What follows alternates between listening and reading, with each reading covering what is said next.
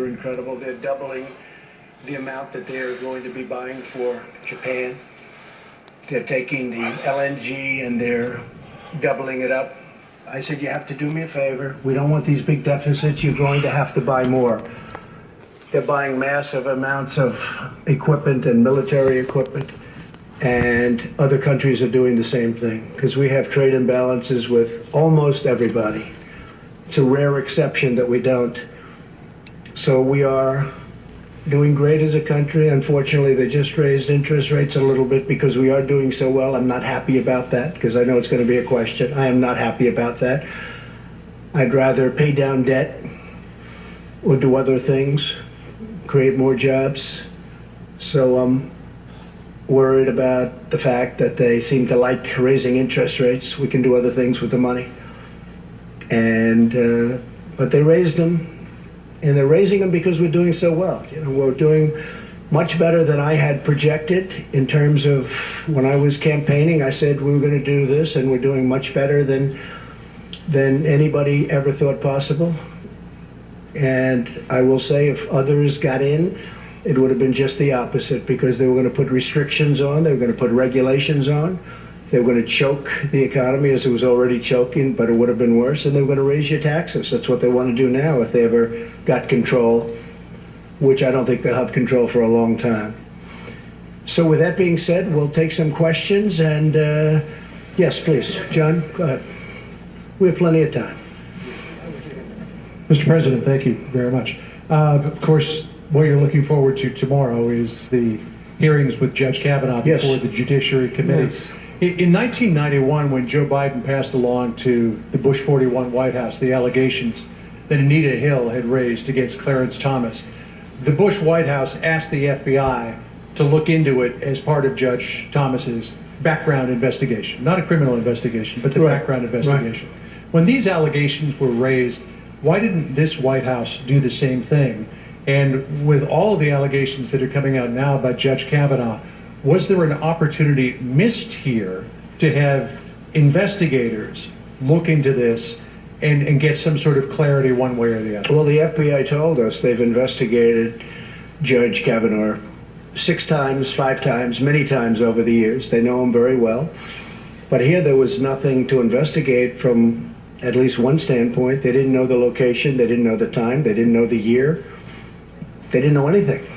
And it's like, where do you go? Also, it's not for the FBI. If you look at what Joe Biden said, he said they don't do this. And he said it very clearly. So I think when you really look at it all, it's not going to change any of the Democrats' minds. They're obstructionists. They're actually con artists because they know how quality this man is, and they've destroyed a man's reputation. And they want to destroy it even more. And I think people are going to see that in the midterms. What they've done to this family, what they've done to these children, these beautiful children of his, and what they've done to his wife. And they know it's a big, fat con job. And they go into a room, and I guarantee you, they laugh like hell at what they pulled off on you and on the public. They laugh like hell. So it wouldn't have mattered if the FBI came back with the cleanest score, and you understand that very well, John. If they would have come back with the most perfect, we found everything and he's perfectly innocent of everything, it wouldn't have made a difference. You wouldn't have gotten one vote. Now, we will get votes from the Democrats if we win. You'll have 3, 4, or 5 Democrats giving us votes because they're in states that I won by 30 and 40 points, and they're going to give us votes. But other than that, you probably won't get any, John. Yes, go ahead, please. Mr. President, there are now 3 women accusing Judge Kavanaugh of sexual misconduct. Are you saying that all 3 of those women are liars? Is there anything that could be said at this hearing tomorrow that could cause you to withdraw the nomination? Anything at all that... I won't get into that game. I only tell you this. This is one of the highest quality people that I've ever met. And everybody that knows him says the same thing. And these are all false to me. These are false accusations in certain cases, and certain cases, even the media agrees with that. I can only say that what they've done to this man is incredible. You know, it's very interesting. I pick a lot of judges. I have 145 judges I will be picking by the end of a fairly short period of time, because President Obama wasn't big on picking judges. When I got there, I said, how is this possible? I have 145, including Court of Appeals judges. And they just didn't do it. You know why? They got tired. They got complacent. Something happened. I have 145 judges. Everybody wants to be a federal judge, not just a Supreme Court judge. I'm talking about Court of Appeals. I'm talking about district court. I don't think they're going to want to so much. I'll be calling people, and we'll have people calling people that do this. And people are going to be scared, because we could say it about you. 35 years ago, you met, and you might not know what's going on. What is going on? Why did they wait so long? Why did Senator Feinstein wait till the hearings were over and make this case? Why didn't she bring it right at the beginning? When you ask about, as an example, the FBI, why didn't they bring this right at the beginning, during the hearing? You would have had all the time in the world for the FBI. It would have been fine. Now, the FBI, as you know, did investigate this time, as they have 5 or 6 other times. And they did a very thorough investigation. But this is a big con job. And I would love to be in the room with the Democrats, close the door. You guys are all away outside waiting. And Schumer and his buddies are all in there laughing how they fooled you all. Let's just stop them. A big fat con. Yeah, go ahead. But Mr. President, if I could follow up, you have daughters. Can you understand why a victim of sexual assault would not report it at the time? Don't you understand? By the way, I only say this. 36 years, no charge, no nothing. But that everybody, happens often. I mean, people are going to have to make a decision. 36 years, there's no charge. All of a sudden, the hearings are over, and the rumors start coming out. And then you have this other con artist, Avenatti, come out with another beauty today. I only say that you have to look at the facts. The senators are very capable people. They're very good people. I know many of them. They're friends of mine. These are very talented, very good people. And they're going to vote. They're going to have to believe what they believe. When I look at what's happened to the reputation of a great gentleman, a great intellect, a brilliant man, somebody that has a chance to be one of our great Supreme Court justices in history, intellectually, I think it's a shame. Yes, please. Tomás Regalado from Radio and TV Marti. Mr. Okay. President, yesterday at the speech at the UN, you spoke about how Venezuela's problem was because of Cuba and the Castros, how they went in there and they brought socialism and communism to Venezuela and now to Nicaragua as well. Mr. President, are you going to be more proactive now against Cuba as well? I've been very proactive against Cuba. I don't like what's happening in Cuba. As you know, President Obama gave them a pass, and I didn't like it. Neither do Cuban people based in Miami and based in our country that came from Cuba and suffered in Cuba. I don't like what he did. I've ended much of it, most of it. I don't like what's happening in Cuba, and I certainly don't like what's happening in Venezuela. Yes, Mr. please. President. Go ahead. Mr. President, just to finish really fast, you said also that you had a call to action to ask the leaders around the world to also end socialism. Would you like to be recognized as a... Well, I wouldn't say that socialism has been working really well around the world. Okay, you can take a look at Venezuela as your number one, I guess the one that's most obvious. But you take a look around the world, socialism is not exactly riding high. Please. Thank you, Mr. President. Go ahead. Thank you very much. If you don't mind, after I'm finished, if Ouija or Hallie or Vivian or one of our female colleagues could go after me, that would be great. Mr. President, just to follow up on these allegations against Brett Kavanaugh. What does he mean by that? Explain. What does that mean? I think it would be great if a female... What does it mean? reporter- No, what does it I think mean? It would be great if a female reporter would ask you a question about this issue. So if you don't mind... I wouldn't mind that at all, no. Okay. Wouldn't mind it at all. All right, well, let me... if I could Wouldn't make follow any up- difference to me. All right. Go ahead. If I could follow up on John and John's question, why is it, Mr. President, that you always seem to side with the accused and not the accuser. You have three women here who are all making allegations, who are all asking that their stories be heard. And, you know, if you look at the case of Roy Moore, if you look at the case of one of your staffers, you seem to time and again side with the accused and not the accuser. Is that because of the many allegations that you've had made against you over the years? Well, first of all, I wasn't happy with Roy Moore. Let's get that straight. But Roy Moore was a Republican candidate, and I would have rather had a Republican candidate win. I was very happy with Luther Strange, who was a terrific man from Alabama, but Luther Strange had a lot of things going against him. As far as women, whether it's a man or a woman, these are, you know, it can happen the other way. Allegations can go the other way also. You understand that. And whether it was a man or a woman, 30 years ago, 36 years ago, in fact, they don't even know how many years ago because nobody knows what the time is. That's a long time. And I could pick, as an example, hopefully I won't have to do it as a replacement, because hopefully this is going to go very well on Thursday. It's going to go very well on Monday or Saturday or Sunday or whenever they vote. But I could pick a woman, and she could have charges made from many years ago also. But don't you And understand, I sir, would that look many at the of these, character, many of no, these what I have to accusers do. are reluctant to come forward. You've raised doubts about these accusers. Many of them. I don't think people are reluctant to come forward. They're going to have a chance to speak at a, they have a major You're chance to, saying why excuse me, 35 excuse years me. later? They have a major chance to speak. And it will be tomorrow, I assume. We've delayed this, meaning the Republican senators, not me. The Republican senators have delayed this for weeks now. They're giving the women a major chance to speak. Now, it's possible I'll hear that and I'll say, hey, I'm changing my mind. That is possible.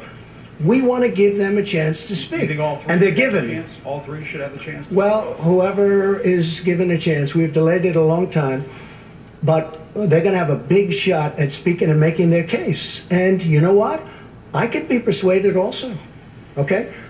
Yes, please, go ahead. Go ahead. I'd like to go. Yes, go ahead, please. Thank you, Mr. President. And a Thank couple you. of questions for you to follow up on some answers that I didn't quite hear from you, if you would allow me a couple of questions. First of all, do you think these women, all three of them, are liars? Yes or no? Have they been what? Are they liars? I can't tell you. I have to watch tomorrow. I have to read. I just heard about one a little while ago. I can tell you her lawyer is a lowlife, okay? So I can't tell you whether or not they're liars until I hear them. I don't know what happened today because I've been very busy with Japan, with South Korea, with China, and about 7 other countries, as you know. And I chaired the Security Council. So I don't know about today's person that came forward.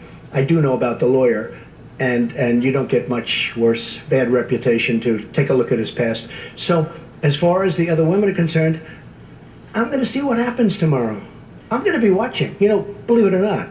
I'm going to see what's said.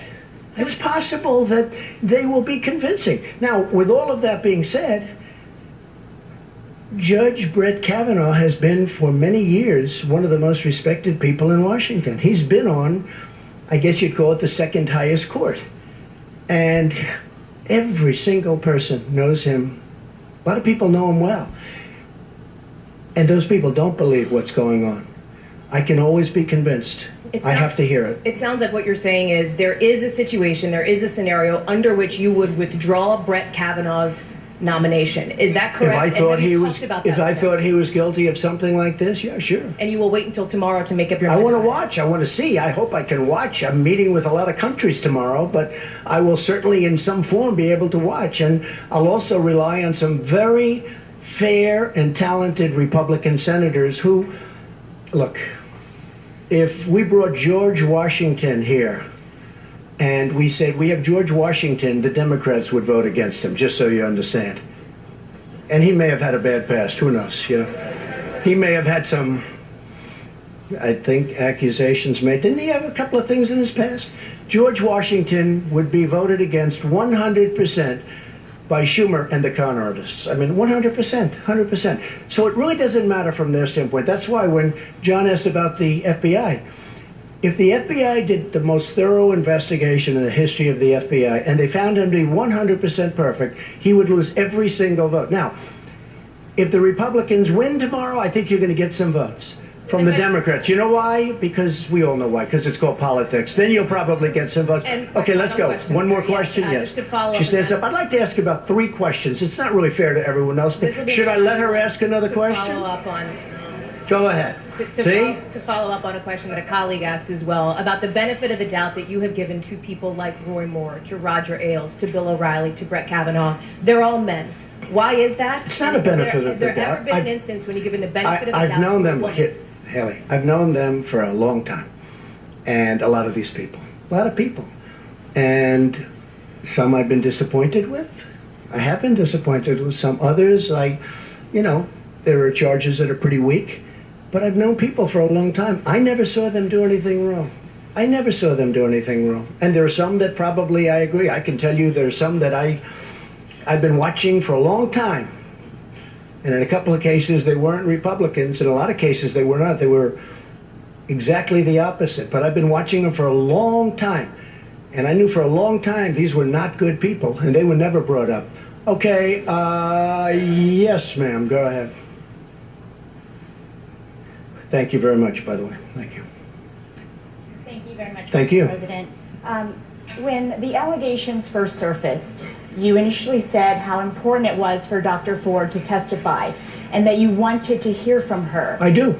But I wish you it could have also- gone quicker. Well, you also said that if what she said were as bad as she claims, surely her or her parents would have reported it. And just today you said you would Well, have there is a pushed truth. the- I mean, there is a chance that her parents could have reported it 36 years ago. So my question is... It doesn't mean they had to report it because in some instances people keep it quiet. It's a very tough situation for a woman. There's no question about it.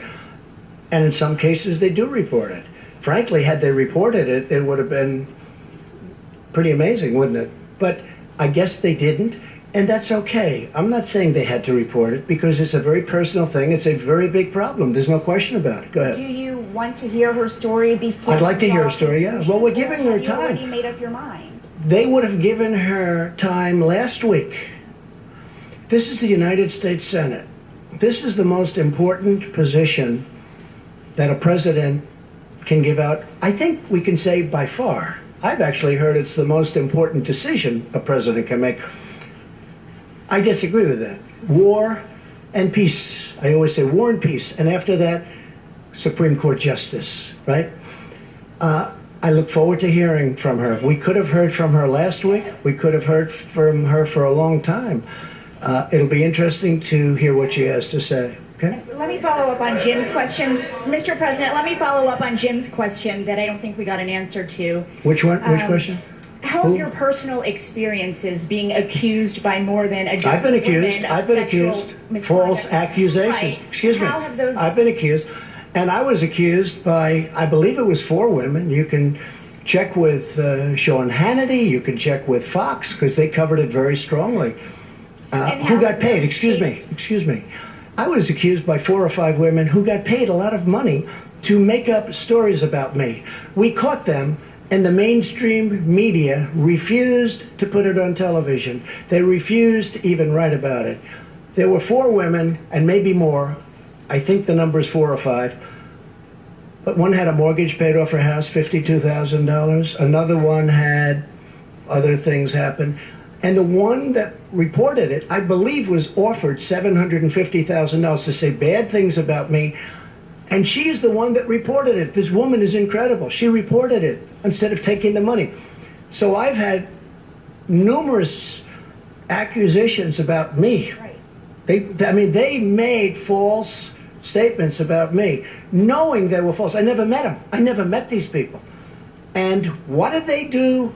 What did they do? They took money in order to say bad things. I've had stories written in the New York Times front page about 4 women, the whole top center front page of the New York Times. I think it was 4 big pictures. I said, wow, that's a big thing. What's that? These were women that were quoted saying bad things about me. Not the worst things about me, but bad things. And I said, gee, that's too bad. I knew them a long time ago, 15 years ago, 20 years ago. I said, that's too bad. I'm surprised at them. And then all of a sudden I see them on television, nothing to do with me. The next day or day later, they were incensed. They said, Donald Trump is a nice guy. We never said this. The New York Times did false reporting. They're fake news. And you know what? The New York Times would not report that their story was fake. These women said great things. Not only did they not say the bad stuff, they said great things about me. Front page. And those women, they're incredible women. They went on television, and they didn't want to, and I didn't ask them. And they said the New York Times made it up. They gave false quotes. And they went on a lot of shows. They were really incensed, and they couldn't believe it. That's why people know that a lot of the news is fake, and a lot of the people sitting here are fake. But 20% of them are wonderful, okay? If I could just actually ask Go ahead, my please. question, Mr. Trump. You didn't let me ask my question. You've My been asking a question for 10 No, you minutes. So interrupted please my sit down. question. Please, I'm go asking ahead. You, Go how ahead. did those impact your opinions on the allegations against Well, it does Judge impact my opinion. You know why? Because I've had a lot of false charges made against me. I'm a very famous person, unfortunately. I've been a famous person for a long time. But I've had a lot of false charges made against me, really false charges. I know friends that have had false charges. People want fame, they want money, they Right. want whatever. So when I see it, I view Publicity it differently than seekers. somebody sitting home watching television where they say, oh, Judge Kavanaugh, this or that. It's happened to me many times. I've had many false charges. I had a woman sitting in an airplane and I attacked her while people were coming onto the plane, and I have a #1 bestseller out. I mean, it was a total phony story. There are many of them. So when you say, does it affect me in terms of my thinking with respect to Judge Kavanaugh? Absolutely, because I've had it many times. And if the news would have reported these 4 people, I couldn't believe it. When I heard that they caught these 4 people, I said, wow, that's a big story. And it was for Fox. Okay.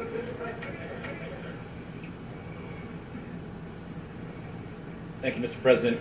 Earlier today and just now, you made a significant allegation against the Chinese government. You suggested that the I did. Chinese had meddled in or are meddling That's right. in That's what I hear. the midterm election. That's what I hear. What evidence do you have of that, sir? Is there a We national have intelligence evidence. estimate, We have for example, that evidence. you're It'll prepared come to put out. forward? Yeah, I can't tell you now, but it didn't come out of nowhere that I can tell you. Now, Why if you, did you they've try- actually admitted that they're going after farmers. I mean, I think most of you can cover that. I like that you're shaking your head. Yes, I'm going to ask you the next question because of that. Okay, it's probably going to be the killer of all questions.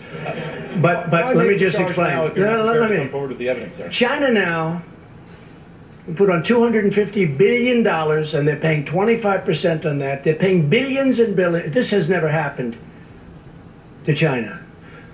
And I like China, and I like President Xi a lot. I think he's a friend of mine. He may not be a friend of mine anymore, but I think he probably respects. From what I hear, if you look at Mr. Pillsbury, the leading authority on China, he was on a good show. I won't mention the name of the show.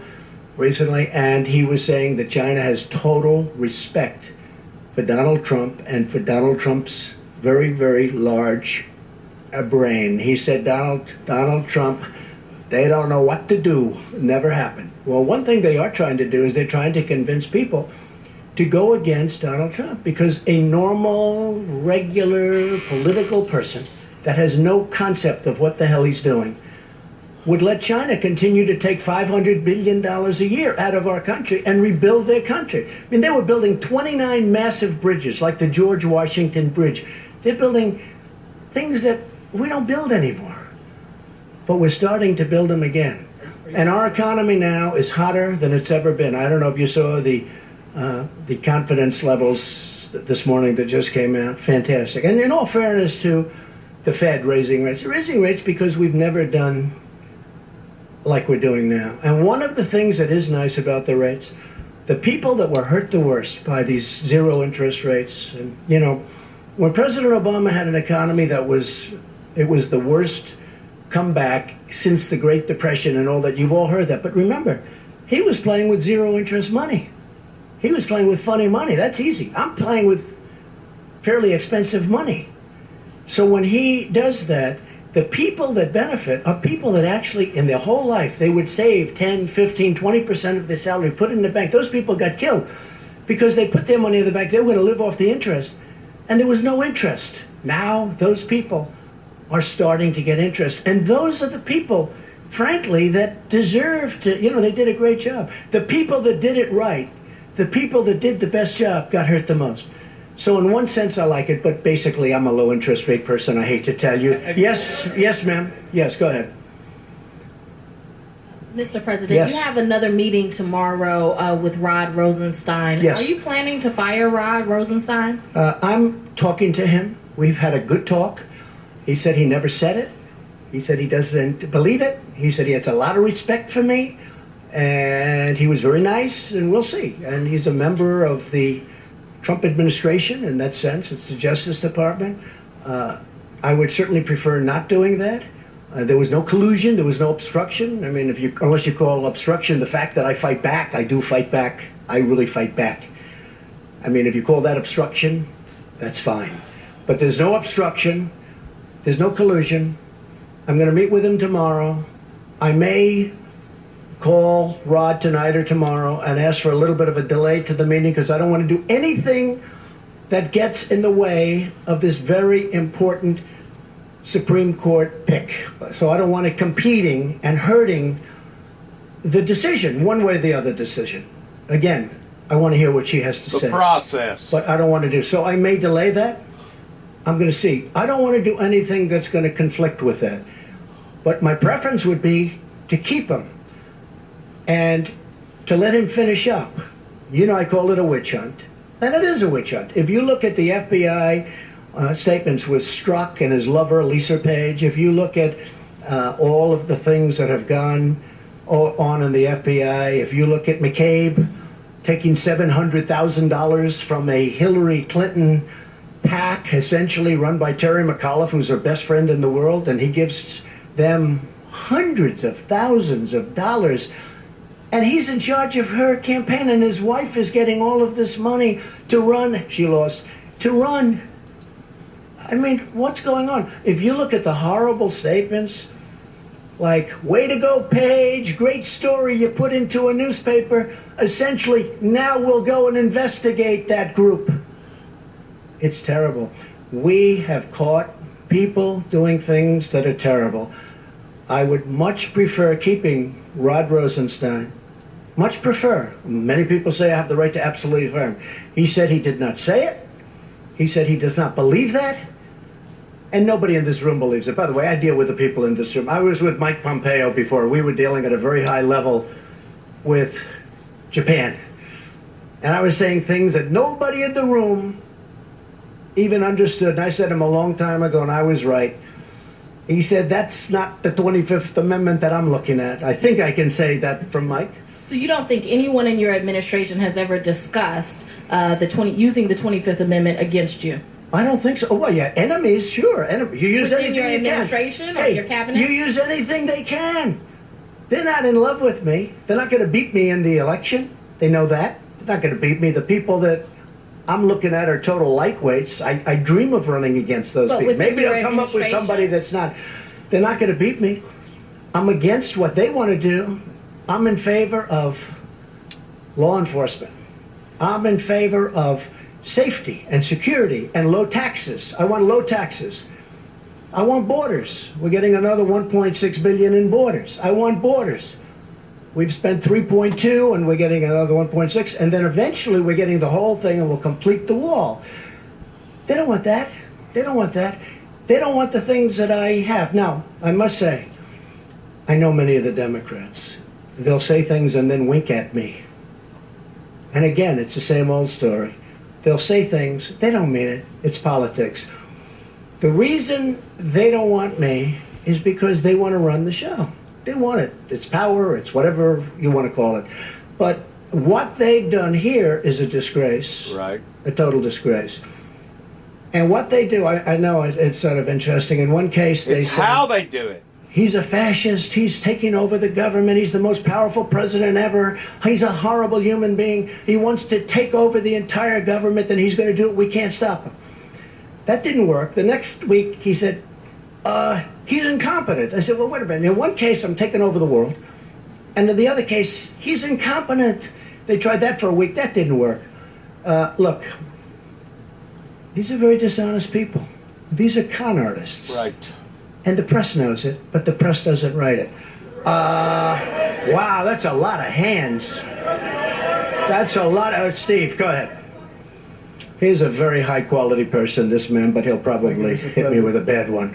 Why, Go ahead, give it to me. Give it to me, Steve. Reuters. You're getting letters from Chairman Kim. Why do you need a second summit with the North Korean leader so soon? And what? Because he'd like it. What would it be for?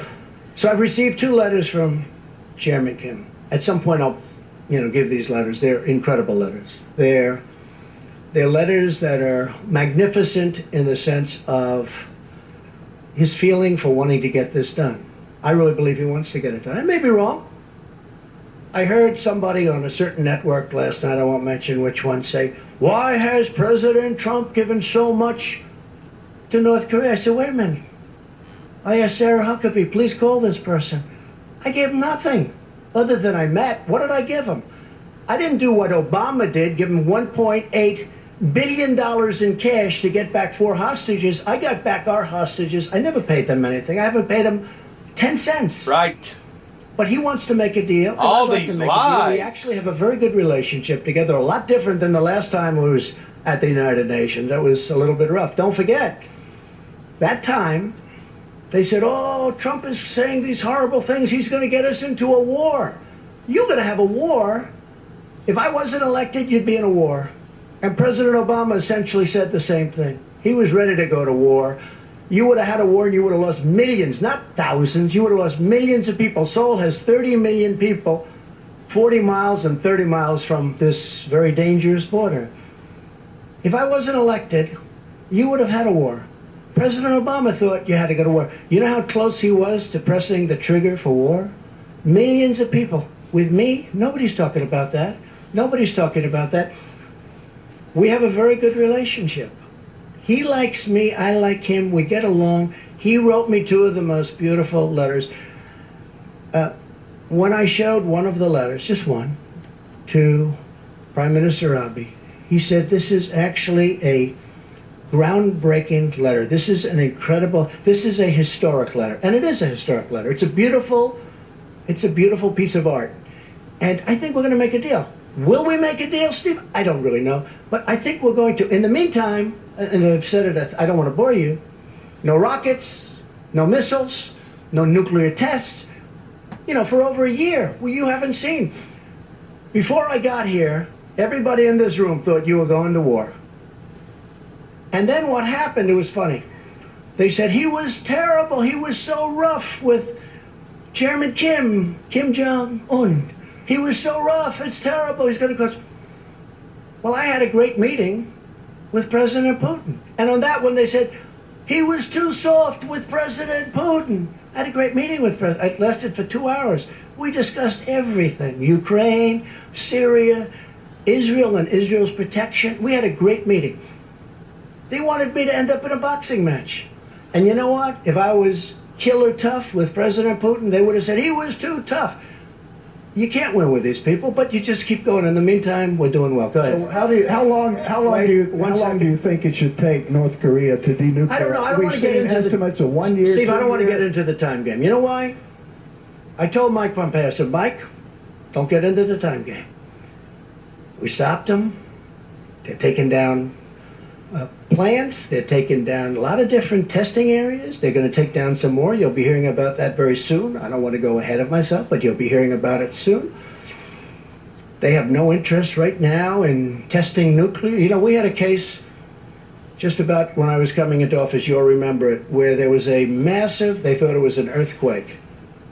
A mountain moved over 1.5 inches. We're talking about mountains. North Korea is very mountainous, beautiful land, beautiful. This mountain actually shifted. It shifted. And somebody thought it was an earthquake. And then they found out, no, this was nuclear testing. Shifted a mountain. I'm talking about serious stuff, serious size. When I came in, and certainly before I came in, and even at the beginning of mine, because when I was having rhetorical contests, really, I guess you could call it, with Chairman Kim, which we both smile at now and we laugh at, but everybody thought that was a horrible thing. We've had many presidents who were unable to do anything at all with North Korea. We now have a good relationship. We have a good relationship. And most importantly, all of the things that you've been hearing about, the horror stories, in my opinion, they're gone. Now, could they start up again? Yes. I'm a deal guy. Could they start? Yeah. Could be that we don't work it out. I think, I have it right here. I think that what we've done behind the scenes, which nobody really knows about, and I don't blame you for not knowing about, personal letters, private letters, but saying they want to get it done. We know much more than the media for change, much more. But if you saw what's going on behind the scenes, I think you'd be very impressed. We were a country going to war.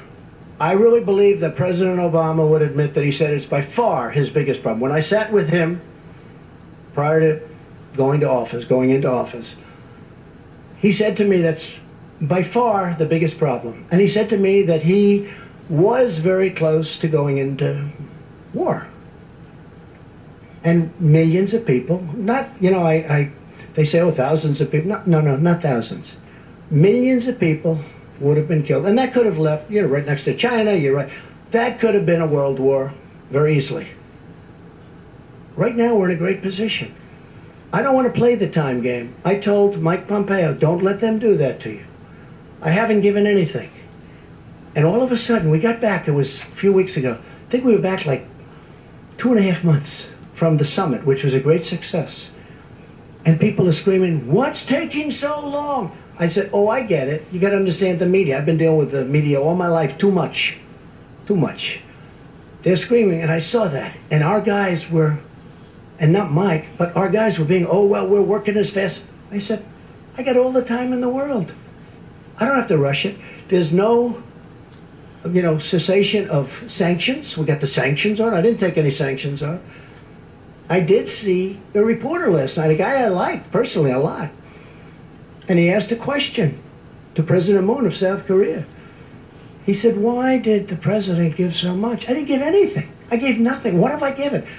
Other than some time. Yes, I flew to Singapore. We had a meeting. Now, giving would be if I took the sanctions off. I didn't want to do, if you asked General Mattis for 1.5 years, I said, why don't we stop these ridiculous, in my opinion, the military games. I call them the military games. If I told you how much those games cost, and frankly, I told South Korea, you should be paying for these games. We pay for them. They say, well, we fly the planes in from a short distance away. I said, where is that? Guam. Oh, how long a trip is that? 7 hours. Oh, great. We're flying these massive bombers and everything. I've wanted to stop this for a long time. I consider that an asset.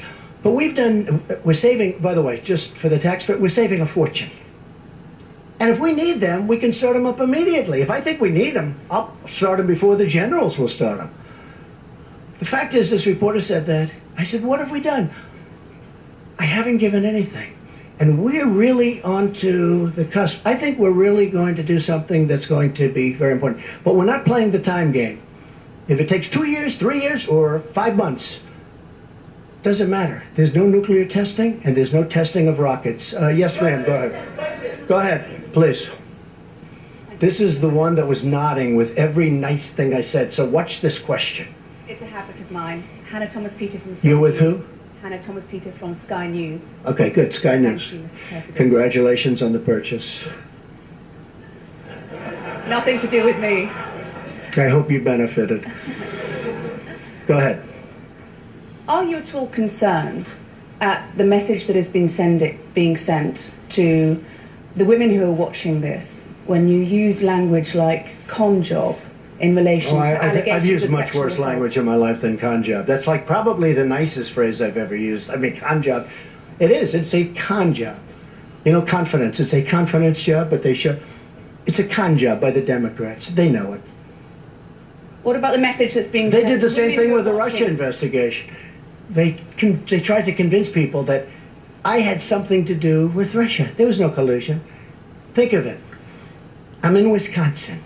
I'm in Michigan. I say, gee, we're not doing well. I won both those states. We're not doing well.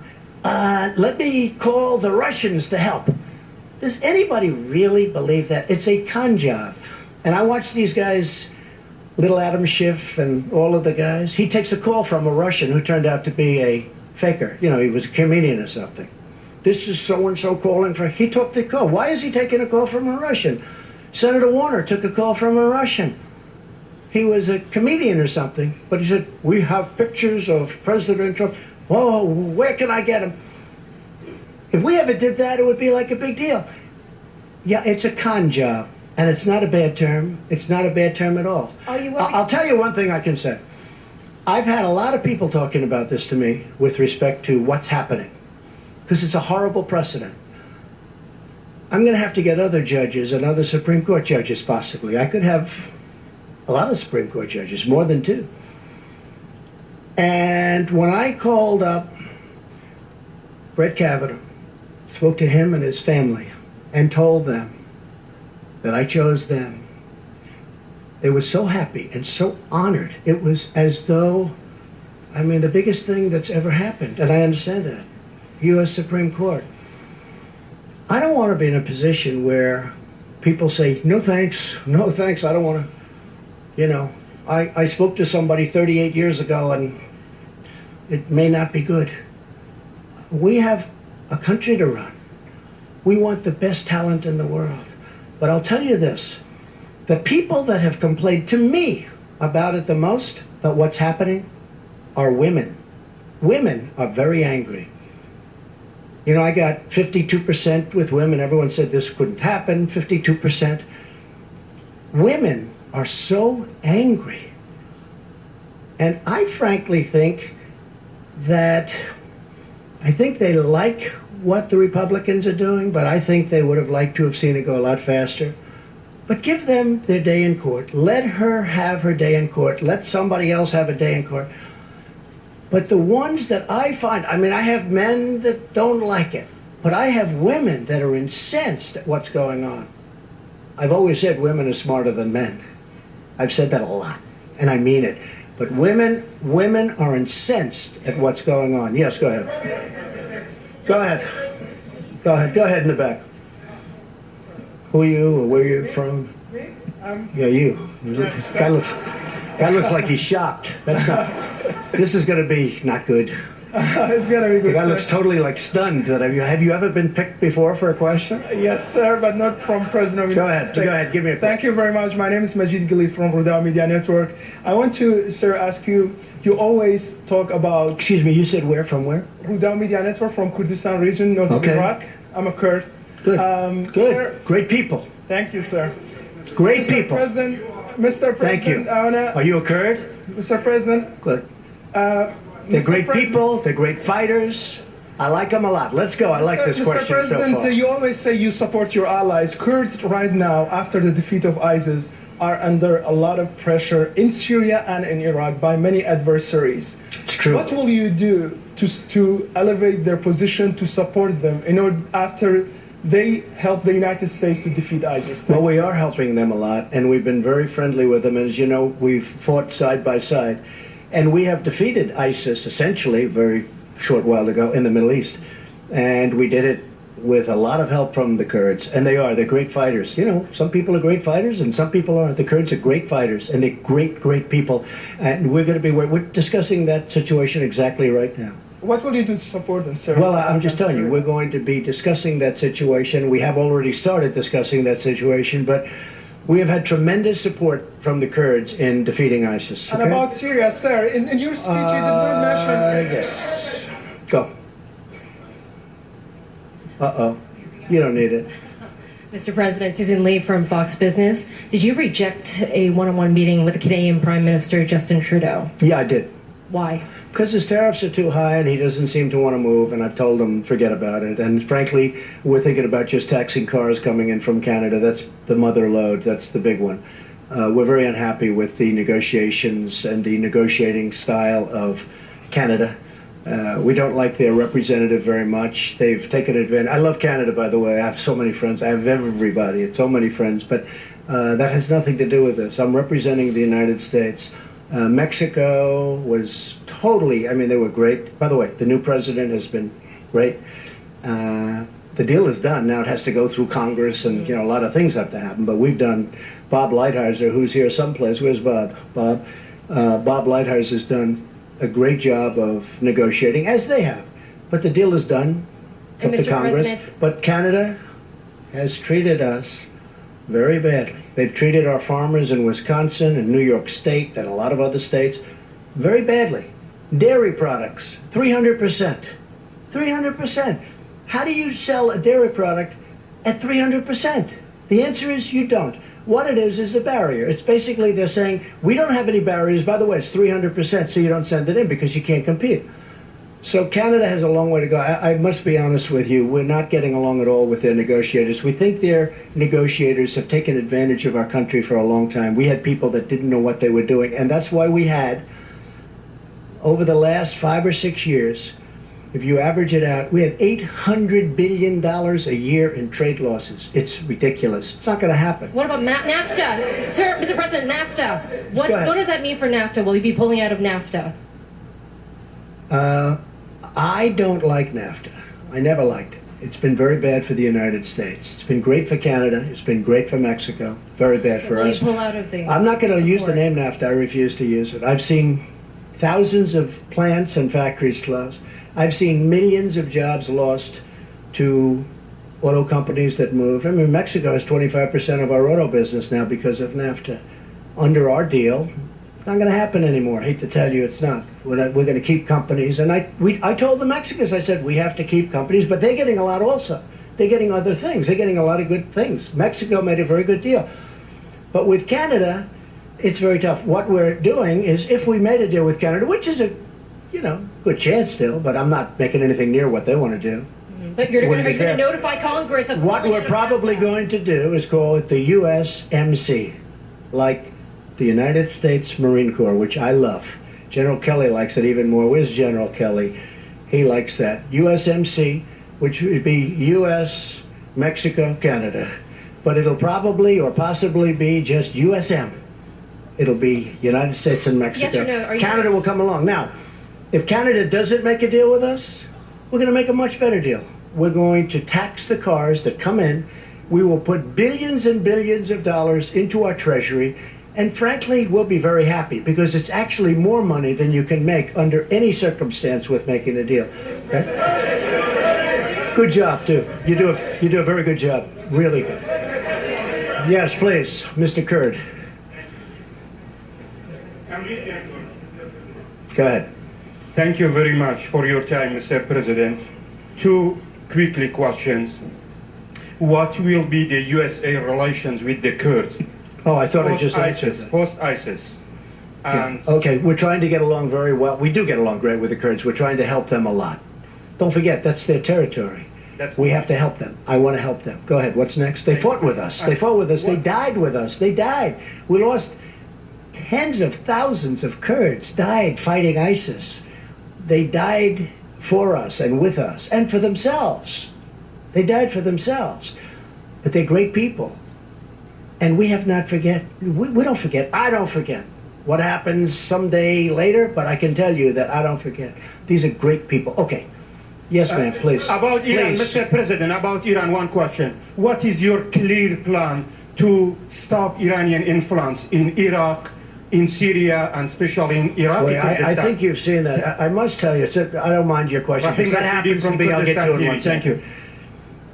I think there's been no greater change other than maybe China, because China, unfortunately, the markets have dropped, would you say 30% in the last 4 months, right? I think I watched you recently when you said that. I said, I think she's wrong. I think it's actually 32, but that's okay. But a lot. There's been no other than maybe that, but even that, because China is a very special place. And Iran is a very special place. But I think there's been no country that's changed so much as Iran. In the last 6 months, since I took off the horrible, horrible Iran nuclear deal, as they called it, one of the dumbest deals ever made, As an example, why didn't they take care of Yemen in the deal? Why didn't they take care of Syria in the deal?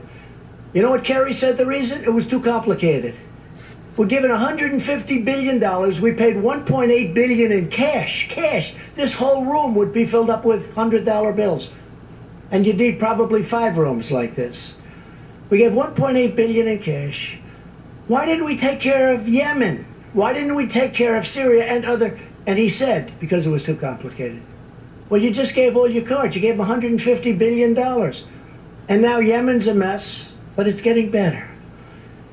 And Syria is a mess.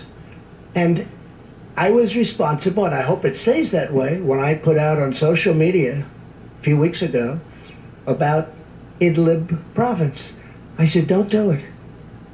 I'll tell you, it happened where I was at a meeting with a lot of supporters, and a woman stood up and she said, there is a province in Syria with 3 million people. Right now, the Iranians, the Russians, and the Syrians are surrounding that province. And they're going to kill my sister, and they're going to kill millions of people in order to get rid of 25,000 or 35,000 terrorists or enemies of theirs, but I think we can call them terrorists. And I said, that's not going to happen. I didn't hear of Idlib province. And I came back to New York, and I picked up the failing New York Times. I hate to admit it was the New York Times, but it was the failing New York Times. And I opened it up, not on the front page, but there was a very big story. I said, wow, that's the same story that the woman told me that I found hard to believe, because how would anyone do that with 3 million people? And it said that they were being surrounded, and they were going in and starting literally the next day, they were going to drop bombs all over the place and perhaps kill millions of people in order to get 35,000 terrorists. And I put out on social media and elsewhere, I gave Mike Pompeo, John Bolton, everybody these orders. Don't let it happen. I said, don't let it happen. That doesn't mean they can't be selective. They can't be, go in and they've got to do what they've got to do with terrorists, assume the terrorists, but don't kill millions of people. And it stopped. You saw that. Nobody's going to give me credit, but that's okay. That's okay, because the people know. I have had more Syrians thank me for that. This was about 4 weeks ago I put that out. I said, they're surrounding a city of 3 million people. They're going to start bombing the city. Don't let it happen. And I meant it too. I meant it. And millions of people have been saved. And I gave today great credit to Iran. I don't know if you heard that. I gave great credit to Iran, to Russia, and to Syria for not doing it. Now I hope it's going to be surgical, meaning go in and do it's lengthy and everything else, and they possibly have to do it. But I think millions of people would have been killed, and that would have been a shame. And hopefully, and I have to tell you, Turkey has been a big help. Turkey has been great. Turkey's helped us very much with that whole situation. Yes, yes. Thank you, Mr. President. Good, thank you very much. Touching back on Iran, of course, this week you put out a call to action to other countries to rally with America to put pressure on Iran. Rouhani's still calling for the U.S. to come back into the old deal. But after meeting with world leaders this week, did you make any progress towards a potential new deal? It doesn't matter what world leaders think on Iran. Iran's going to come back to me and they're going to make a good deal. I think. Maybe not. Deals. You never know. But they're suffering greatly. They're having riots in every city, far greater than they were during the Green period with President Obama. Far greater. When President Obama stuck up for government, not the people, he probably would have had a much different Iran had he not done that. But I'm sticking up for the people. I am with the people of Iran. But here's the thing. They have rampant inflation. Their money is worthless. Everything is going wrong. They have riots in the street. You can't buy bread. You can't do anything. It's a disaster. At some point, I think they're going to want to come back and they're going to say, hey, can we do something? And I'm very simple. I just don't want them to have nuclear weapons. That's all. Is that too much to ask? I don't want them to have nuclear weapons. I want them to have a great economy. I want them to sell so much oil so that the oil prices, I'm not happy with OPEC. I told them, I'm not happy with OPEC.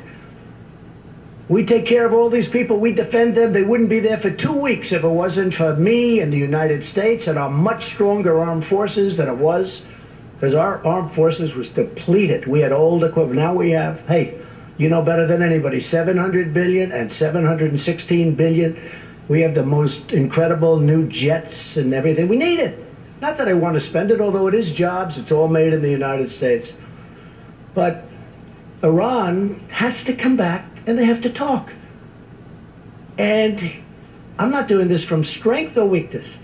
I'm just saying at some point I think they're going to have to come back. If you look at what's going on, companies are leaving left and right. Mercedes-Benz just left. They're all leaving. They don't want to be in Iran because they have a choice. Do they want to be with Iran or do they want to be with us? And we picked up $10 trillion since my election. We were being caught by China. Now it's going the other way. People can't believe it. People have never seen this situation with China. Everything's always been for 20 years. Oh, China's so great. China's so great. You don't hear that so much anymore. I love China. I think they're great. But you don't hear that so much anymore. You know who's great now? We're great now. Okay, how about just a couple of them? Now I could be doing this all day long. I could be doing this all day long. Should we continue for a little while? It doesn't matter to me. Couple of more? I don't care. New York Times. Come on, New York Times. The failing New York Times. Stand up. Go ahead. No, I'm talking about the Times is failing. You are far from failing. Go okay, ahead. but you were pointing to me, so you meant me. The Times are very interesting, though. The Times, I think they're going to endorse me. I think that ABC, Fox, I like Fox, I really do. But I think ABC, CBS, NBC, The Times, they're all going to endorse me because if they don't, they're going out of business. Can you imagine if you didn't have me? Go ahead, what would you like to say? Just be sure. I know you were pointing to me, but I work for PBS News. I know that. No, I know that. Okay. I know. So I want to ask you, yesterday you were talking about your administration's accomplishments at the United Nations, and a lot of the leaders laughed. Why do you think they were Well, that's laughing? fake news. And what was that experience Yeah, it's fake news. And it was covered that way. Okay. So I said that since my election, our economy has become the hottest in the world. Tax reductions, regulations, confidence levels are the highest in 18 years, really soon to be historic. Unemployment is the lowest in the history of our country. You look at black unemployment, you look at Asian unemployment, you look at women 65 years. The unemployment numbers are among the best we've ever had, ever. The numbers of new companies pouring into our country, which nobody thought was possible. And I said this, and I was in front of a large group of highly professional people, most of whom are from either other countries or the United Nations. People that aren't big into clapping, applauding, smiling. And I heard a little rustle. As I said, our country is now stronger than ever before. It's true. I mean, it is true. And I heard a little rustle, and I said, it's true. And I heard smiles, and I said, oh, I didn't know there'd be that guy. They weren't laughing at me. They were laughing with me. We had fun. That was not laughing at me. So the fake news said people laughed at President Trump. They didn't laugh at me. People had a good time with me. We were doing it together. We had a good time. They respect what I've done. The United States is respected again. The United States was not respected. But yet now we get all this chaos. We get all this hullabaloo going on down here with the media and with the liberals. I told a number of countries over the last few days, I said, listen, you're a very rich country. We protect you. Without our protection, you would have real problems. You would have real problems. I said, you should reimburse us for this protection. Why are we protecting you? And do you want to know what they said? After about 2 minutes of talking, they agreed with me. And you can ask this group of very talented people. They agreed with me. But they said, one of them said, but Mr. President, nobody ever asked us for that. They never asked us for that.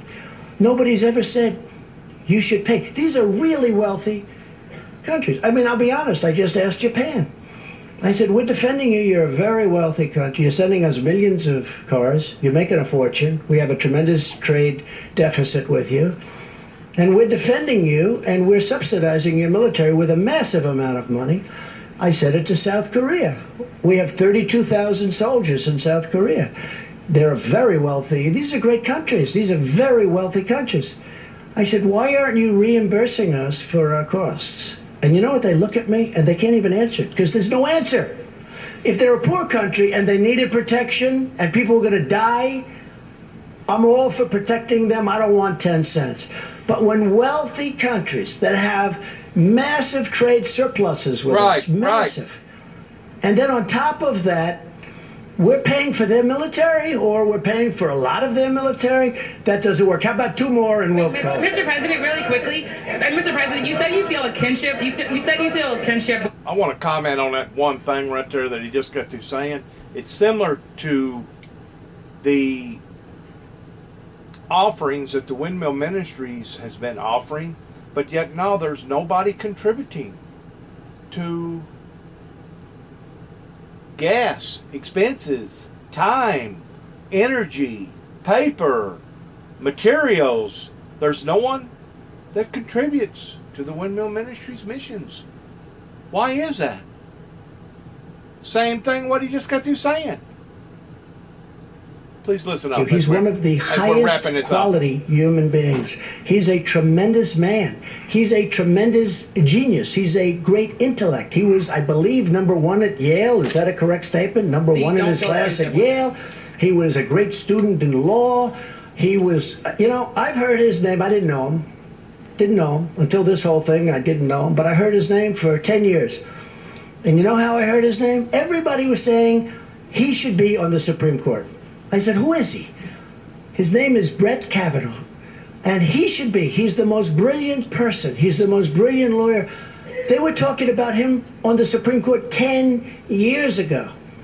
With all of that, I want to hear what she has to say. You said that you don't feel, but you said that you feel like there have been numerous false allegations against you, and that. Oh, I've had many false. I've had many false statements against me, and if the press would have reported, I would have been very happy. I think John Roberts would tell you that you covered the story where the women were paid to say bad things about me. Sean Hannity covered it. I will tell you, when I saw that on Sean Hannity, I actually called him. Believe it or not, I don't speak to him very much, but I respect him. I called him. I said, this is the biggest story. This is a big, big story. He agreed with me. The next day I picked up the papers. There wasn't one word about it. The next day I watched ABC News, John. I watched NBC. I watched CBS. I didn't watch CNN, but next time I'm going to. And are you okay with... I watched everything. There wasn't one story other than Fox. And it's a big story. It's a shame. Okay, enough. Thank you, Doc. Thank you. Thank you. Is it okay if I give it to the New York Times, Mr. Go ahead. President? That's enough, please. Okay. Good job. Good job. Mr. President, could I ask a question since I am from the New York Mr. Times? President. Before this gentleman? Since you where? I'm actually from the New York Times. Yamiche is my former colleague, and we miss her. But I was hoping I could ask the question. But I'll let you do it after he does. Is that okay? That's I will perfectly do that. well. In honor of a paper I once loved. Thank you. Go ahead. Mr. President, my name is Edward Zoll with True News. Today you met with Bibi Netanyahu from Israel, and you brought up actually that you support a two-state solution for the Palestinian-Israeli crisis there. Can you give us any more preview of what this great deal, the peace deal? Well, I'd love to be able to make a deal with the Israelis and the Palestinians. You know, my whole life I was told that's the toughest deal. And I disagree. I think healthcare is probably tougher. Okay, you want to know the truth. But it is tough. But we're going to take care of that too. That's going to get taken care of. We've already taken care of a lot of it. But my life, I've always heard the deal between, as you know, Israel and the Palestinians. That's like the toughest deal. Every possible thing is tough about that. I think we're going to make a deal. So at one of our many meetings today, I was with Bibi Netanyahu, a man who I have a lot of respect for, a man who's been extremely nice to me. I'm very happy that I did the whole thing with Jerusalem and the embassy, which, by the way, we got open in 4 months for less than $500,000. And the budget was over $1 billion, right? Yes. So we saved, let's say, $1 billion. That's not so bad. And it's open. And it's beautiful, by the way. Jerusalem stone, one of my favorite stones. I will tell you, the question Somebody said today, well, this is the first news conference in a long time. I said, what do you mean? I did like 5 today. Every time I sit, I take a lot of questions from people that are screaming like maniacs in the back of the room, meaning reporters. And one of the reporters, I won't say that it was John Roberts that said that, I refuse. But one of the, it was, but that's okay. Don't feel guilty, John. But one of the reporters that was screaming asked about the one state, two state. And I said, I think the two state will happen. I think it's in one way more difficult because it's a real estate deal, because you need meets and bounds and you need lots of carve-outs and lots of everything. It's actually a little tougher deal. But another way it works better because you have people governing themselves. So they asked me about that. I said, well, I think the two-state will happen. I think we're going to go down the two-state road. And I'm glad I got it out. And Jared, who's so involved, he loves Israel. He loves Israel. But he's also going to be very fair with the Palestinians. He understands it takes two people to be happy, two groups of people to be happy. Everybody's got to be happy. And that's why it's so tough.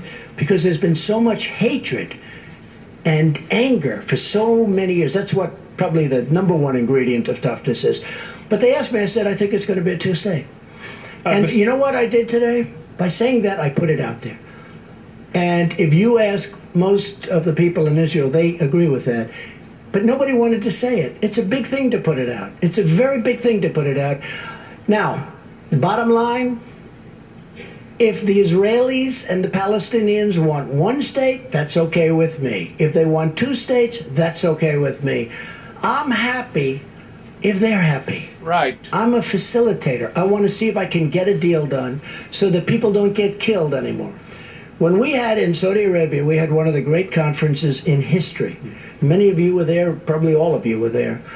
It was one of the most beautiful 2 days. That and China. Two of the most incredible events I've ever seen. I've never seen anything like it. And we had, I believe, 58 Muslim countries, the leaders, the kings, the emirs, the absolute leaders from every, there was nobody in second place. They were the leaders of the whole thing. The elite. And unbeknownst to anybody else, people would come up to me individually. It wasn't a setup. They'd come up to me and say, sir, you can't have peace in the Middle East without peace between the Israelis and the Palestinians. I said, why? What difference? Why does that matter so much? They said, it just is impossible to make peace in the Middle East unless you have between the Israelis. So I heard that from one, the king of Saudi Arabia, who's a great guy, King Solomon. I disagree with that. Somebody else came up, and he wasn't told, oh, go up and say it. I know where they're coming from. And I must have had 12 leaders say it, and they just said it. And I started to realize that peace between Israel and the Palestinians for the Middle East is a very important thing, and we're trying very hard to get it. I think probably two-state is more likely, but you know what? If they do a single, if they do a double, I'm okay with it if they're both happy. If they're both happy, I'm okay with either. I think the two-state is more likely. Okay, how about one? Go ahead. New York Times? New York Times? Okay. Thank you, sir. I would have gotten a bad story in the New York Times, but I will anyway, so I guess it doesn't matter. Okay, we'll do you after that, and then we'll call it quits. We're kind of thriving, not failing these days. You're doing very well. Yeah. Say thank you, Mr. Trump. I think I'll stop short of that. I wonder how you do. You know, all my life I've had very few stories, but I've had some on the front page of the New York Times. Now I think I average about 3 or 4 a day, right? That is. And of the 3 or 4, they're all negative. No matter what I do, they're negative. But you know what? That's okay. I still love the paper. Go ahead. I wanted to come back to China because I think what you announced today was really important. I agree. You talk about this friendship you have with Xi Jinping. And yet, essentially, what you did today is accused his government of interfering in our internal affairs, subverting our democratic process, and doing it to hurt you, the Republican Party. Doing it to help them. And your backers. Yeah, doing it to help them. So how can a guy who does that be your friend?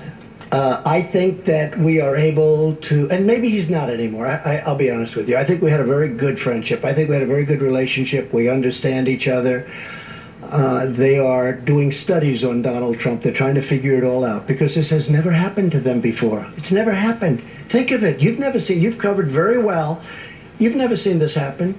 They're having big problems. I don't want them to have problems, but they got to make a fair deal, just like Canada's got to make a fair deal. I believe that he and I have a very good chemistry together. And I can tell you that about many leaders. I can also tell you a few where I don't feel I'll ever have a chemistry with them. I don't want to have a chemistry with them. And for those people, I'll have Pompeo, Nikki, Bolton, Jared. I can go our general, I'll have our general, or if they can't do it, I'll have Sarah Huckabee do it, right? But for the most part, I have very good with Prime Minister Abiy. Very good with President Moon. By the way, what President Moon said last night, I know you won't report it, but Brett Baer interviewed him last night, and he asked him about me.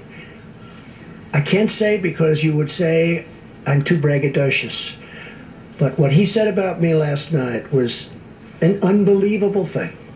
Couldn't have happened without President Trump, and it never would happen without President Trump, and nobody else could do it. You'll take a look, but I will tell you, China is very special.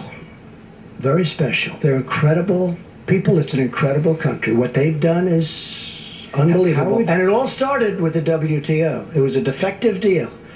And it all started without the WTO. China is not China as we know it today. And then it started also by our people that are standing right in this position, that are in the Oval Office, another way of saying it, allowed them to get away with murder. Allowed a lot of countries to get away with murder. Right. I think we still probably have a very good relationship. But you know what? In honor of you, I will tomorrow make a call to him. Say, hey, how you doing? Okay?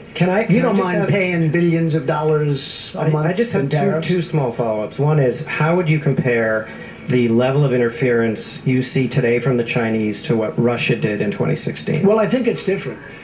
If you look at the Des Moines Register, they have ads that are made to look like editorials saying about, oh, you got to stop Trump, you got to stop him, you got to vote against him. My farmers are so good. These are patriots. You know, on a network that doesn't like me very much, which is most of them, but a network that doesn't really treat me very good, they interviewed farmers. And they got hurt because, all of a sudden China steps by. By the way, they've started buying again. I don't know if you've noticed, and soybeans are going up and things are going up. And we've had very little hurt from what I've done. In fact, the markets have gone up and the farmers are going to do great. But ultimately, they had farmers, and these guys are amazing. I love them. And they voted for me and they love me. And they said, we don't care if we get hurt. He's doing the right thing. And a lot of people, it's a complex game. A lot of people don't know exactly what it is. They don't know how to define tariff. They don't know it is really different than a tax, although it's getting close. But they know that for the first time in many, many years, they have a president that's fighting for them. Right. That's not letting their jobs be taken to other countries. Right. That's not allowing the kind of abuse that when you look at what happened as an example with NAFTA, and for years, because it was never changed, NAFTA was a defective deal the day it was signed. You know why? Because they had a VAT tax of 17%, and nobody from this country knew that. And by the time they found out, which was about a week later, nobody went and changed it. So you went many years, and they never changed it. There was a VAT tax that Mexico got. So we were 17 or 16 points behind before we even started. NAFTA was a horrible thing. So the farmers, and by the way, the steel workers, I stopped the dumping. The dumping was horrible. And now if they want to dump, that's okay, but they've got to pay the United States of America 25% on everything they dump. That's okay. But as I told you before, steel is doing phenomenally well. But the farmers say, this man's fighting for us. No president has ever fought for us before. And you really have to study what's happened over the 15 years with the farmers. The farmers have been decimated over a 15-year period. They've been decimated. The farmers are going to come out great. These are great people. They're great, great patriots. I think we should finish with that one. Is that okay? Okay. Go ahead, let's go. Fast. Sure. Always like to finish with a good one. Elton John said, when you hit that last tune and it's good, don't go back. Well, let me ask Have you ever seen They do great, they're great, they hit the last two and everyone goes crazy. Then they go back for an encore, right? And they don't hit it. And they leave, everyone leaves. They said, that wasn't a very good concert, was it? Let's go. Well, I'll ask you one final question. Don't make me wrong, go ahead. Ahead of tomorrow's hearing, because you were asked earlier in the news conference. Say it again. About the hearing tomorrow. You Yes. were asked earlier in the news conference by my friend from Sky News about the message that you are sending to Yes. the women of the country. Right. What about the message that you may be sending to young men? You're a father. What does this moment that we're in, the cultural moment, It's a very big cultural moment. right? So what messages do you have for the young men of America? You're right. I think it's a great question. This is a very big moment for our country because you have a man who's very outstanding, but he's got very strong charges against him. Probably charges that nobody's going to be able to prove. So I could have you chosen for a position. I could have you, anybody. And somebody could say things, and it's happened to me many times, where false statements are made. And honestly, nobody knows who to believe. I could pick another Supreme Court justice. I could pick another one. This could go on forever. Somebody could come and say 30 years ago, 25 years ago, 10 years ago, 5 years ago, he did a horrible thing to me. He did this, he did that, he did that. And honestly, it's a very dangerous period in our country. And it's being perpetrated by some very evil people. Some of them are Democrats, I must say, because some of them know that this is just a game that they're playing. It's a con game. It's at the highest level. We're talking about the United States Supreme Court. This can go on forever. I can pick 5 other people. At a certain point, people are going to say, no, thank you. This is the most coveted job probably in the world. And you know what? I would honestly say, because I interviewed great people for this job. He's great. But I interviewed other great people for this job. I could conceivably imagine going to one of them and saying, it's too bad what happened to this wonderful man, but I'm going to choose you, number 2. I want you to go. And I could conceivably be turned down by somebody that desperately wanted this job 2 months ago. So this is beyond Supreme Court. Right.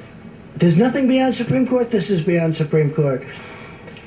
This is everything to do with our country. When you are guilty until proven innocent, it's just not supposed to be that way. Always I heard, you're innocent until proven guilty. I've heard this for so long, and it's such a beautiful phrase. In this case, you're guilty until proven innocent. I think that is a very, very dangerous standard for our country. With that being said, I look forward to what she has to say. I also look very forward to what Judge Kavanaugh has to say. I think it's going to be a very, very important day in the history of our country. I want to thank you all. Sir, we'll do it again. The message to young Thank men, you. sir. Thank you Young very men, much. young teenage Thank you very men. much. Nothing to say, sir. I want to make a comment pertaining to all this. And it's going to be extraordinarily difficult for me to say this to my viewers. First of all, I could not do what our chief and commander is doing right now, because it is so emotional, so stressful, and having to keep up with every detail of everything that you say and do and keep it all in alignment. Whenever he went to Saudi Arabia and had that meeting, he was correct. It was one of the greatest meetings that he's ever had. Since then, there's been bitterness that has fallen up underneath the waters pertaining to not having such of a good relationship with the Saudis. The very people that he embraced 30 days ago may not be embracing today. The very people that embraced him 30 days ago may very well not be embracing him today, because people's opinions change. People's personas of how that they look at things has changed. And probably, if the truth be known, the very 12 people that he was talking about could have possibly been the very 12 people that come to Martin, Tennessee, that I had a visitation with, pertaining to how that they was targeting me in 1988. I can't say that for sure because I wasn't with the man whenever he was doing his thing in Saudi Arabia. Getting back to the problems with the Supreme Court judge and the women coming out of the woodwork. I don't know nothing about their stories, and we probably won't until tomorrow. I can only tell you my story. My story is this. My father fought in World War II. He was stationed in Washington State towards going through boot camp before heading to the Great Battle of the Bulge. On the way to the Battle of the Bulge, my father had an emergency operation. His appendix had to be removed. In doing so, he was off duty for a while and then become on active duty. Whenever he become on active duty again, he found out that his whole platoon that he was with, that he trained with, I don't know how many it was, usually it's 100, maybe 125, maybe 150 men, but he found out that his whole platoon had died. They had been desecrated. Not one single living man or woman was alive. He had to join up with another platoon out of Virginia called the Bloody Buckets to finish up his time during World War II. Whenever our father first come down to Tennessee in 1967 with his family, James Robert Jackson was a different man. He was a different man up in Chicago. He worked for not only the auto crafters up in Chicago, but he was also working for the volunteer fire department towards helping push snow around. Some he done for free, and others he done it because he was called upon to do it.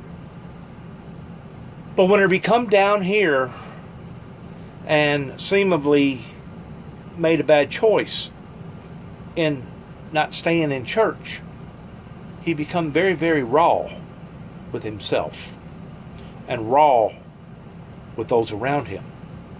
And I've seen it happen again and again and again, and even the Bible says that it would have been better if you had never known the ways of righteousness than for you to have known them and turned from them, that it leaves room in a man or woman's soul for 7 more demons, and the last part of that person will be worse than the first. And that's basically what happened to Bob. Those that knowed him, those that get a hold of this particular segment that I'm putting out. But I remember growing up as a child, being slapped around, being beaten, watching my other brothers being beat. And it's one thing for me to take on physical stress and pain, and it's one thing for my brothers to take on physical stress and pain. But to watch my mother basically become in a secluded state of becoming so embedded in fear to the point that she was scared to death if she so much as opened up her mouth that she was going to get her teeth knocked down her throat. I have looked at our father and mother's bedroom many a times, which my other brothers did too as well. One side of the bed would be clean. The other side of the bed would be nasty and dirty. My father would go sometimes without taking showers or baths for weeks and weeks at a time. My father was a sick man. My father was a brutal man. My father brutalized his family. He tormented us, and we had to live in that on a day-to-day, everyday level, to the point that the abnormal become normal. It wasn't until after that I started working over in Trenton, Tennessee, at the age of 15 and a half. I remember my mother going to Dresden and getting a permit for me to start working. It wasn't until then that she made a conscious choice that now I've got 2 boys up and working. The other one had been killed. Now I only have 1 child to have to deal with. Now I can make my move towards escaping from the intolerable situation that we was all having to deal with here at the time, Route 1, Sharon, Tennessee. She was embedded in fear, and a lot of times how we dealt with that fear is that we would shift it and we would turn it into comedian, and we would laugh about it. And I think what actually happened with my mother is that it started out as something that we put a Band-Aid on towards trying to sympathize with our father's sickness, of allowing for it not to affect our lives to the extent that we laughed about it. We turned it into something funny. It was something almost like a comedian. Whenever he would do something, we would just laugh under our breaths. We wouldn't do it, God forbid, if we'd done it in front of him, we'd get our teeth knocked out. But I think that aggressively got worse and worse and worse, to the point that not only she was at a point of no return, but we was all at a point of return. In other words, we had become entrapped with his sickness. Keep in mind, their post-traumatic stress syndrome had not been yet discovered. I truly believe that if they would have legalized marijuana back in the 40s or the 50s or the 60s, to the point that if my father had a marijuana pill or a marijuana jelly or marijuana Jolly Rangers to suck on or something, I really truly believe that our father would have been a different man, because he was a different man up in Chicago. But keep in mind, up there we was serving the Lord, and we was going to church every Sunday. We was doing specials, we was singing, we was doing stuff for the public, as well as what he done with the emergency squad. It wasn't until my mother finally got enough nerve in saying enough is enough, and walked away from that situation and divorced my father. Keep in mind, at the time whenever that occurred, they didn't have all these social stimulants like they have today, as far as women with children being taken care of. Keep in mind that during a time whenever all that was going on, women was looked down upon for not keeping a family together. Keep in mind, my father didn't drink. She didn't drink. So we couldn't very well blame it on a drinking problem. It's not like that she could get out and spread the news, well, I'm leaving him because he's a drunk. He's nothing but a drunk. The general population around here knowed that my father wasn't a drunk. But what they didn't know is that he had an illness that went beyond even a drunk. And unless you are a military brat who has been subject to this type of abuse, And it don't necessarily have to be a military brat. Any brutal person that wants to take advantage of women just because they can overpower them or they can do whatever to them and feel like that they're not going to be held accountable for the things that they do. I got news for these men. There will be a reckoning day one day. And if it doesn't happen in this lifetime, it will happen in the lifetime to come. And I'm pretty sure that whenever my father sifted off into eternity, I'm pretty sure that he probably got one of the biggest chastisements that he has ever gotten in his entire life before he did finally wind up making it to the pearly gates. Because while I was up in Kansas City, Missouri, his spirit come to me in a very, very, very remorseful way by telling me, Dennis, I'm sorry that I thought these things about you. Dennis, I'm sorry that I done these things to you. Dennis, I'm sorry that I treated your mother the way that I did and the rest of your family. And I know a lot of people who has never had a relationship with the spirit world are probably going to look at this and snigger and laugh and giggle and say, you see there, he's sick. He's out of his mind. You can think whatever you want to think. But I know what occurred to me about 2 weeks after my father's death while I was up in Kansas City, Missouri, working for a body shop up there. This was right before I wound up going to Phoenix, Arizona. The event was so powerful and so strong, I had to drop everything of what I was doing towards working on the side of a vehicle and actually go into the bathroom for about 15 or 20 minutes just to reframe so that I could walk back out on the floor and conduct myself in a normal manner. In other words, I had lost my composure because I was being overwhelmed by his spirit, by nothing but remorse that had come from him. And I knowed it was from him. And I knowed why that it come from him.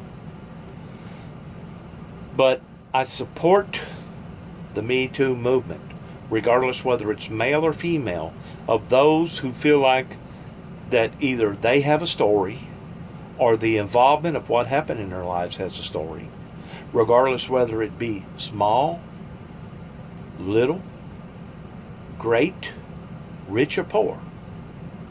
One day we're all going to have a testimony.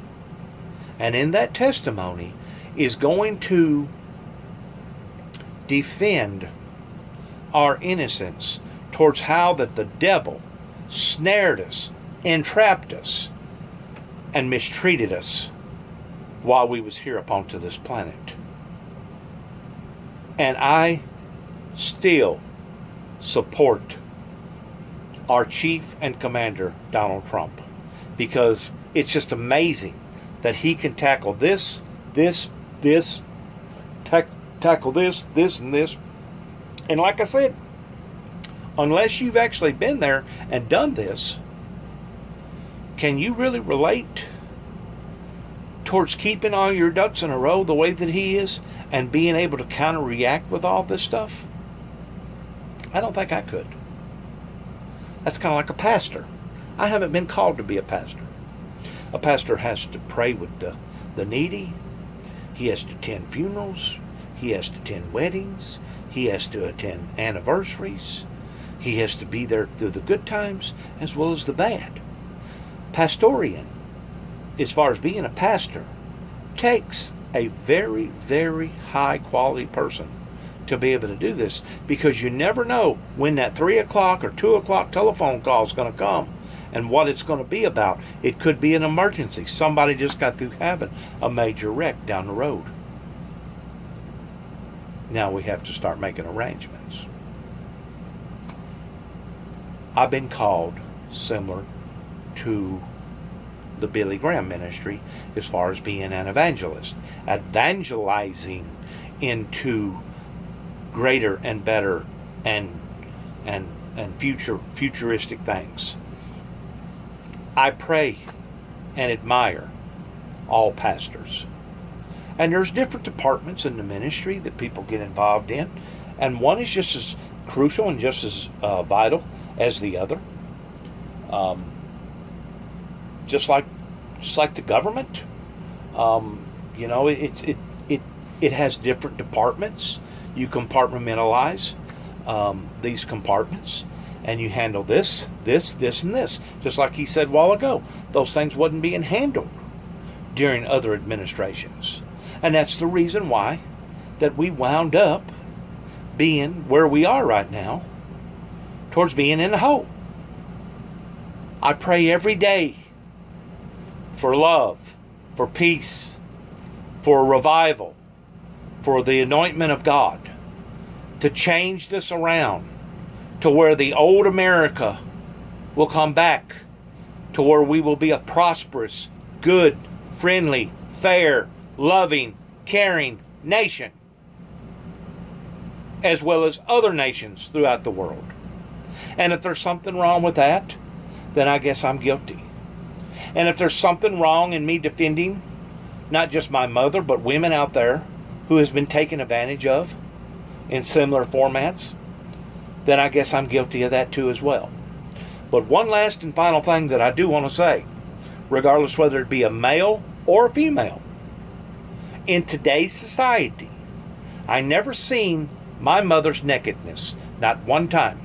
I may have heard some beating and banging on the walls pertaining to the bedroom activities going on whenever I was a child growing up. But as far as us having dignity towards not exposing ourselves to each other, that didn't go on in the home. Because we know that it wasn't supposed to have gone on. And it didn't go on with previous marriages that I had, neither too as well. Because I made sure that it didn't. I kept a heavy hand on let's say Amanda, on my final marriage, because there was times that she wanted to do things that would have put me in a very, very vulnerable position if I would have allowed it. And I said, no, this is not going to occur. Just like Mr. Billy Graham, who I admired and still do, even though he's gone. He said in an interview one time, what did he feel like that his greatest achievements was? And of course, the first and foremost thing was God, the Holy Spirit, and the Lord Jesus Christ. But the second thing he said, which flattered me, or not flattered me, but flabbergasted me, he said, I've always been conscientious of the adversary and those around me as far as being distrustful. And anybody that I ever interviewed, I always either had a witness, or the door was open, or there was some sort of documentation device going. In other words, he always protected his back. And that was one reason why that we never heard no garbage coming out of the Billy Graham Ministries is because Billy Graham was very, very conscientious of the adversary, which is out to kill, steal, and destroy. That's right. He's become very, very clever. And it's kind of like my workplace. You know, it was like in 1995 whenever I started working for Collision Specialists down in Jackson, Tennessee. And it was absolutely unheard of at that time to go around and document where there's a dent in this quarter panel, where there's a scratch over here in this fender, there's a headlight that's busted. Oh, there looks like a couple pothole seeds in the interior. And we documented all those things, even went so far sometimes as taking pictures, documenting around the car. That had never been done until I went to work for a bigger town, a bigger city of Jackson, Tennessee. Why was that? How come the people in Martin, Union City that I work for, the people in Milan that I work for, give or take about 7 years of employment, changing over into the auto body industry, how come they didn't do those things? I'm going to tell you why. Because they was working with a smaller percentage of people, and those people at that time was more honest than they was dishonest. But this guy over here in Jackson, Tennessee, now he's working with a whole lot more vast velocity of people, as far as the volume, plus the type of people that he's working with are not the type of people like there was in Union City and Martin and Milan at the time. In other words, he had already got bent, burnt, or buckled pertaining to working with the public, and because of it, he was having to use extreme measures to protect his own interest. We all learn and live.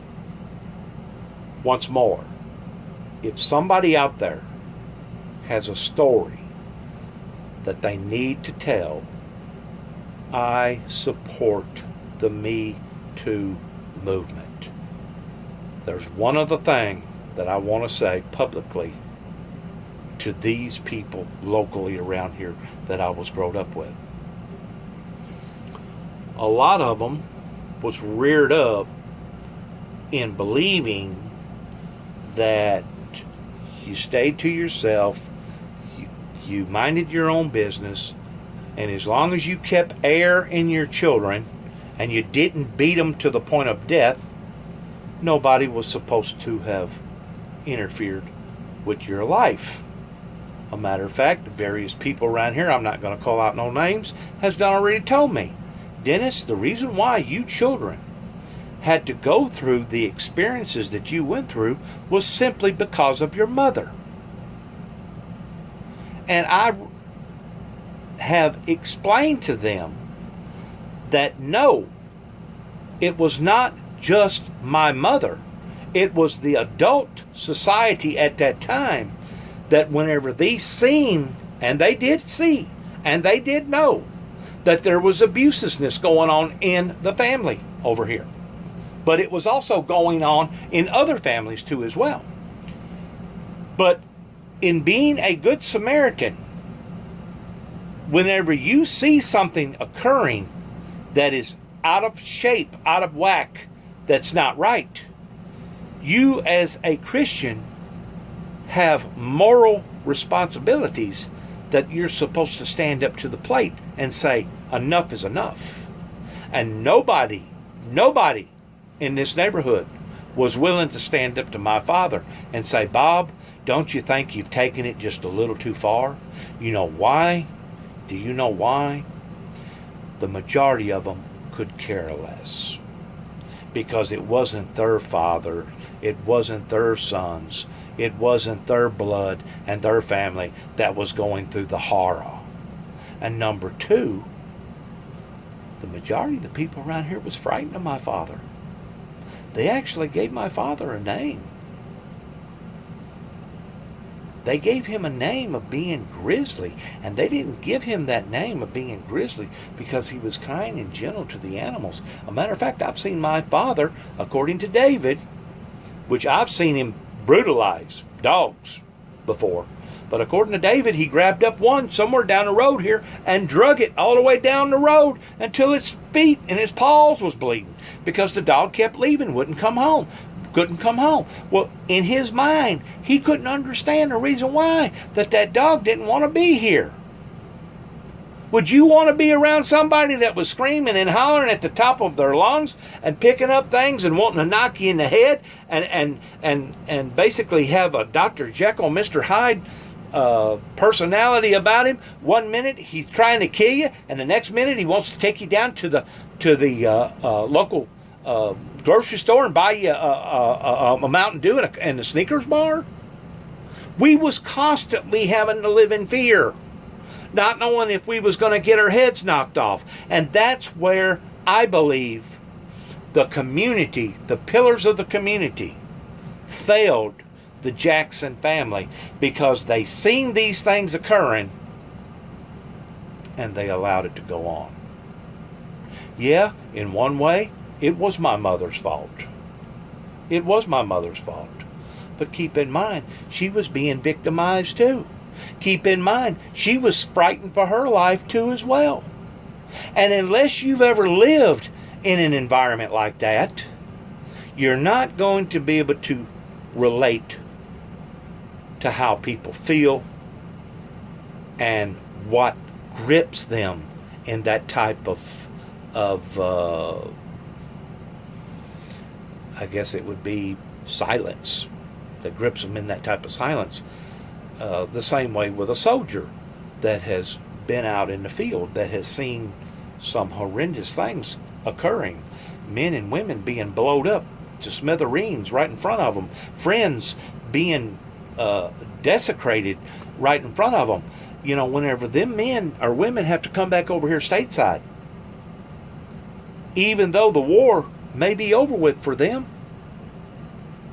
they still have to fight to keep them feelings down, to keep those emotions down, to keep those thoughts of fear down, and to keep those thoughts of remorse and the things that they've seen and experienced. Once more, you're trying to take the abnormal and turn it into the normal. And now you're taking that same individual from that environment and bringing them back over here into society. You're supposed to debrief them to some degree, in which the military has gotten a lot better at doing this. But in the beginning, they just dropped them off. And you know, if they recovered from it, that's fine. And if they didn't recover from it, that's fine too. There was casualties of war that went beyond just people that was in the trenches. There was casualties of war at home with their children and with their wives. And God forbid for us to stifle the mouths of other people that have been casualties of other things too as well, regardless whether it's casualties of drugs, casualties of alcohol, casualties of mental illness, casualties of people that just had messed up lives. They have a right to tell their story. And one day, whenever this is all said and done with, and there is a new heaven and a new earth, and there's no more tears, we're all going to have a testimony. We're all going to have a story towards how that it was God that brought us through every detail of our lives. And we're going to have a story of how that Satan, the evildoer, the great deceiver, tricked us, and we fell for the bait, and we become entrapped in this or entrapped in that and entrapped in this. That's the reason why, one of the reasons why that I admire Donald Trump. He's good. He is really good. I'm not saying he's perfect, because he has made some mistakes. But considering what's on his plate, and considering the mess that he inherited before he come onto the scene after Obama, I give our chief and commander 2 thumbs up pertaining to what he's trying to do and what he is doing. He is shuffling things around. He's shaking the tree and seeing what's going to fall out of it. Could you only imagine where we would be right now if we had the same group of people being headed by Hillary Clinton? Could you only imagine where we would be right now as far as being driven further off into this indebtedness, and further off into being abused, and further off into things being abnormal and out of norm? If there's ever been a time that we needed to pray for each other, and pray for our chief and commander, and pray for other people all over the world, especially the people over in Jerusalem. Pray for our brothers and sisters, because we are living in a time right now unlike any other time that we've ever lived. And I guess in one aspect, we have social media to blame for that. And right now, there's a lot of hiccups. There's a lot of fine tuning that we're doing towards readjusting our lives around all this transparency. In one way, it's good. It's good. But in another way, it could actually be mind-blowing. It could be overwhelming of too much information, too much transparency, too many decisions to have to make, too much of a burden on the one person. So that's what I'm saying. If there's ever been a time that we needed to pray for our chief and commander, here at 291 Thompson Road, Sharon, Tennessee, zip code 38255, working through the Windmill Ministries missions. Once more, we don't go around begging. We don't use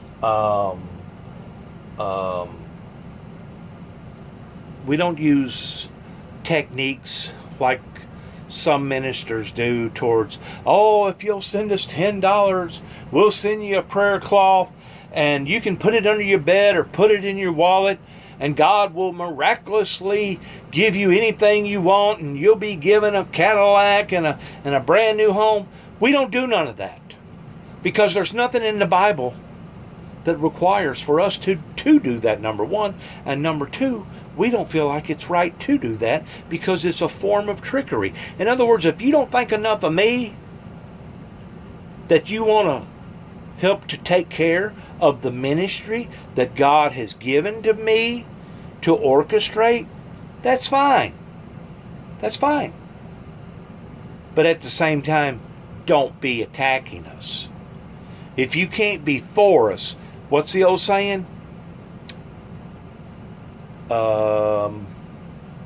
No news is good news. If you can't say nothing good, don't say nothing at all. That's what we require out of the general public.